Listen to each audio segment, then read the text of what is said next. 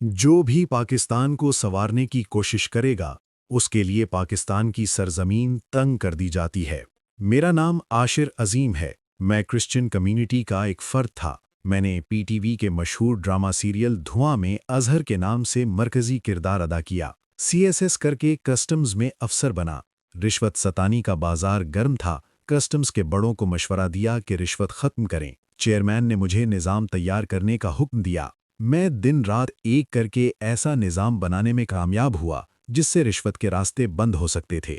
महकमे के अफसरान मेरे दुश्मन बन गए। नैब के जरिए मुझे गिरफ्तार कर लिया गया। मुझ पर नाजायज़ कमाई का इल्ज़ाम लगा और हिसाब लिया जाता रहा। फिर जेल से रिहा हो गया।